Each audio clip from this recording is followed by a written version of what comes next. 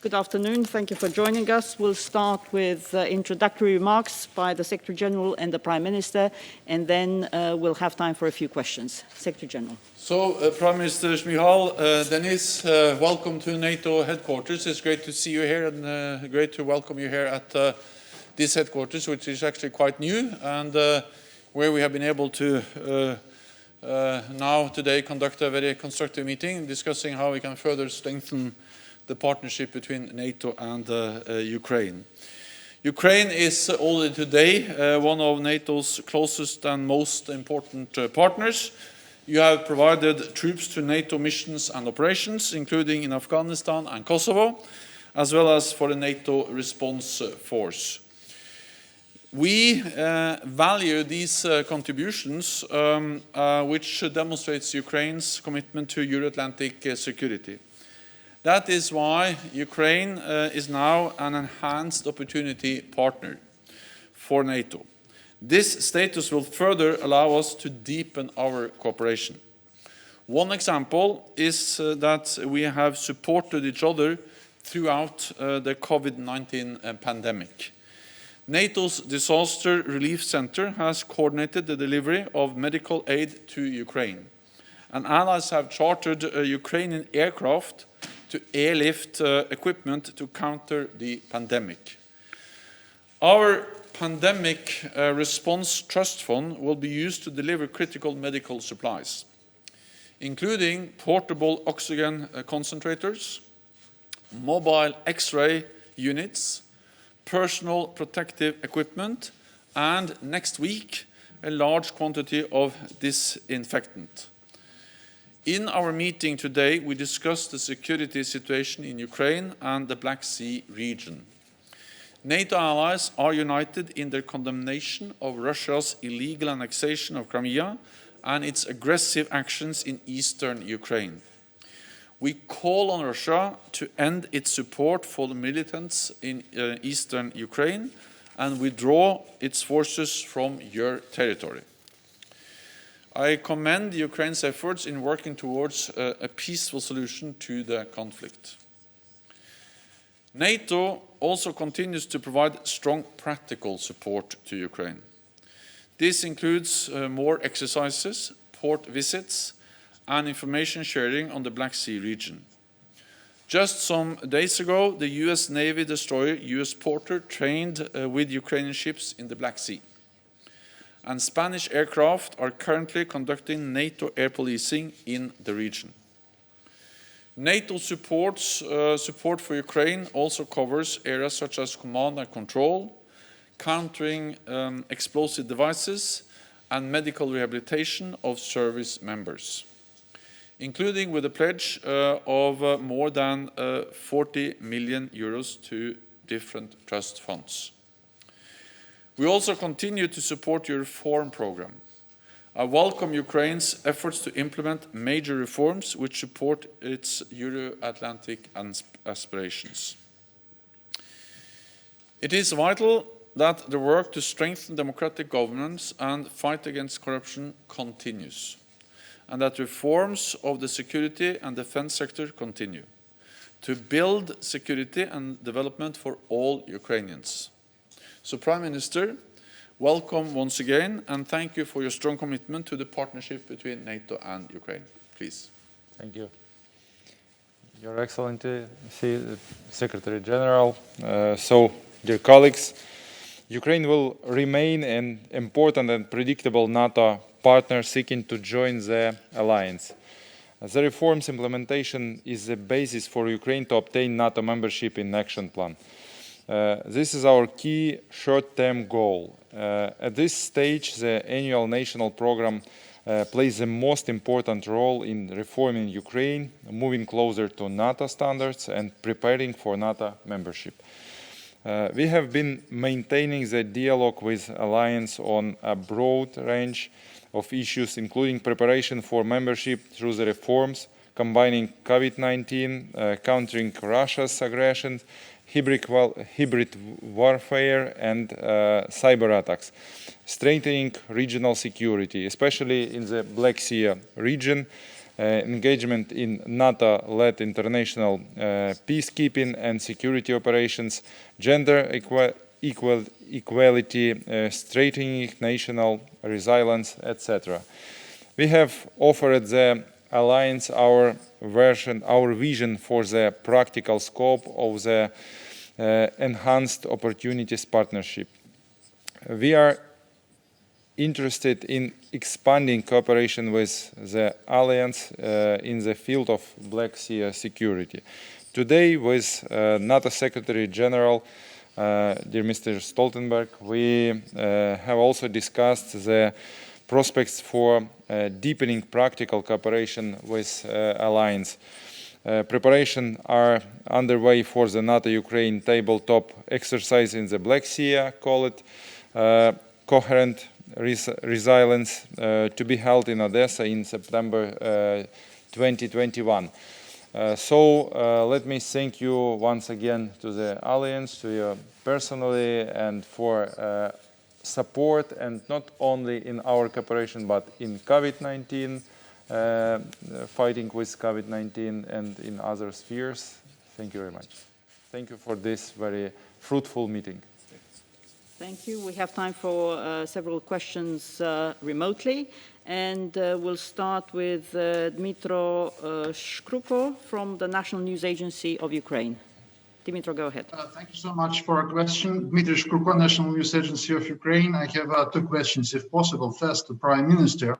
Does the Ukrainian government consider some kind of modernization of the Ukrainian ports in Azov Sea on Berdyansk and Mariupol? And what is the practical way to unblock and to restore the freedom of navigation through the Kerch Strait? And in that regards, additional question, what is the plan of Ukrainian government in real terms to create some kind of Ukrainian base of a navy in Azov Sea? And if possible, a question to Secretary General. What actions now NATO undertake to prevent Russian efforts to overturn the entire Black Sea area, let me say so, into their exclusive area of influence? And in particular, what is the NATO reaction on a double increase of Russian military presence in occupied Crimea? Thank you so much. Дякую. Я з вашого дозволу розпочну. Отже, start, if you allow. Well, as the President of Ukraine has declared in his statement to the Parliament, which he does every year, Ukraine will start building two naval bases, one in the Black Sea, one in the Azov Sea. We will do it as part of our budget, which was allocated for these purposes. 5.93 from GDP is so far the biggest allocations for defense and security in the last years, and this will be done as part of our cooperation with Britain, with UK, that are also helping us financially. So this program is being launched. Regarding the Black Sea, I think we have to understand that the Black Sea is of strategic importance for NATO, and three NATO allies are littoral states, Turkey, Bulgaria and Romania, and then we have two close and highly valued partners in the region, Ukraine and Georgia. At the same time, we have seen a significant Russian buildup in the Black Sea, not least with the illegal annexation of Crimea, and also with more naval and presence in the air. NATO has increased its presence in the Black Sea region with more naval presence. Just over the last few weeks, we had actually 3 US naval ships deployed in the Black Sea, also some of them exercising and training with the Ukrainian Navy. We have a more air policing presence in the air, and also on land with more NATO troops training and being active in the region. So NATO has increased its military presence in the Black Sea region because we recognize the great strategic importance of this region for all NATO allies, but also, of course, for our close partner, Ukraine. We have a Romanian-led multinational brigade based in Craiova in Romania, and we are also stepping up our support for our partners, Ukraine and Georgia, including with some support, help to their different maritime forces, including the coast guards. And last time I visited Ukraine, we went to Odessa, and we saw the Naval Academy in Odessa, where actually NATO provides support to Ukraine by helping to train personnel for their navy. So NATO is present in the Black Sea region. We work with Ukraine, and we are constantly looking into the need to adjust our presence there, because we need to make sure that there is no doubt that the Black Sea is something which is not dominated by one country, Russia, but actually where we see freedom of navigation and international law applies. For the next question, we go to Grigory Shigalov from RFE-RL. Yes, thank you very much, Grigory Shigalov, RFE-RL. The question is, last week in an interview, the Ukrainian President Zelensky, addressing the President of the United States, said the following, and I quote, "Mr. President, why are we still not in NATO?" End of quote. So the question to Mr. Secretary General, how far Ukraine now is on its path for joining NATO, and in the end of last year, there were a number of signals that Georgia is very close to getting a membership action plan. What steps are crucial for Ukraine now to get there as well? Thanks. NATO's door remains open. We have, in a very successful way, step by step, invited new countries to join the alliance, and just over the last couple of years, NATO has been enlarged with Montenegro and North Macedonia. NATO made a decision back in 2008 about the membership of Ukraine. We stand by that decision and all subsequent decisions following that summit. I was actually present at that summit back in 2008. And as I said, NATO has reiterated the decision. Then I think that the focus now should be on reforms. And I welcome the clear message from the Prime Minister on the need to continue to reform, to make sure that we have, or Ukraine has, democratic political control over its defense and our institutions and armed forces, that continued efforts to fight corruption and to strengthen the democratic institutions of Ukraine. This is good for Ukraine, regardless of NATO. But in addition, the more successful Ukraine is in implementing reforms, the closer Ukraine comes to meet NATO standards, and the closer Ukraine comes to a NATO membership. I cannot give you a specific date. I can only tell you that we will continue to support Ukraine on their Euro-Atlantic aspiration.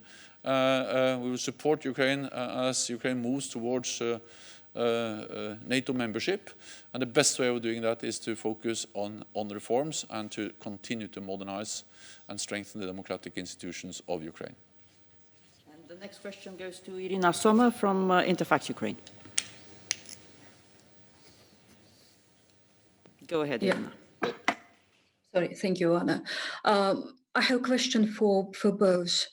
Secretary General, don't you think that it's already a time and necessity to revise and renew the NATO enlargement policy, which already became a subject of Russian propaganda? And the Prime Minister, if it's so, what you would like to see in it for Ukraine?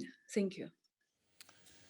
So NATO's enlargement policy has been a great success. It has helped to spread our values throughout Europe, the rule of law, individual freedom, democracy. And since the end of the Cold War and until now, we have almost doubled the number of members of NATO. At the beginning of the 1990s, we were 16 members. Now we are 30 members, and we added 2 members just over the last few years.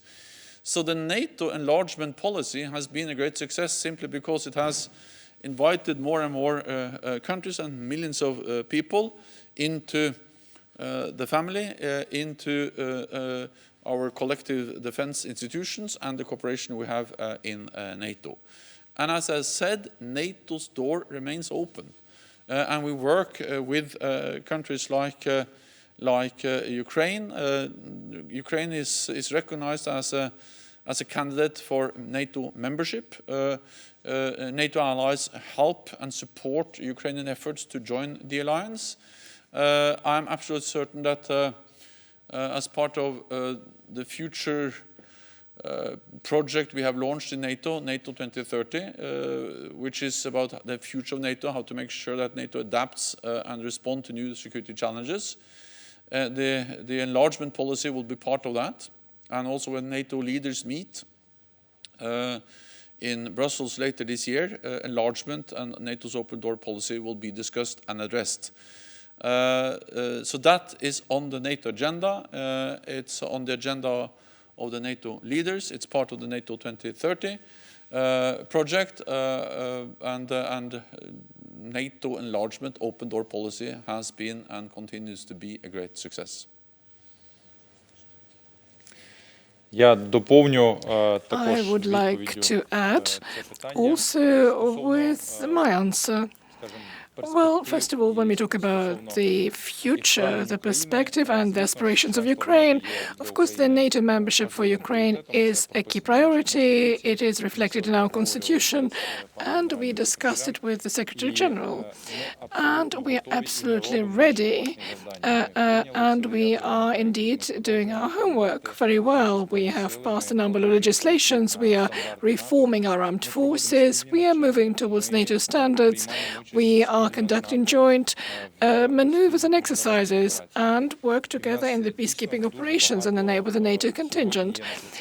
We have got quite a number of achievements which now give us hope that we can implement our homework quite quickly. And as Secretary General stated today, the achievement of the standards of NATO in the sector of security and defense of Ukraine will indeed be a precondition for us to leading us to the NATO membership. Indeed, our short-term strategy at the moment is indeed the aspiration to receive the MAP, the map, and of course we want to catch up with Georgia and receive the map then. But we are working actively over this, and we feel that our meeting today is quite a positive and symbolic signal which gives us a positive charge and positive hope. Thank you. And for the last question, we can go to Paul Shinkman from US News and World Report.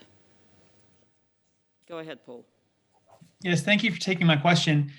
2 questions, please. Mr. Prime Minister, the U.S. has enacted a series of sanctions in recent months against Ukrainian officials, including at least one parliamentarian, for coordinating with Russia to interfere in the 2020 election in the US.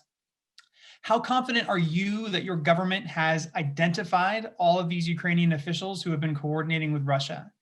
And what are you doing to repair relations between Kiev and the Biden administration?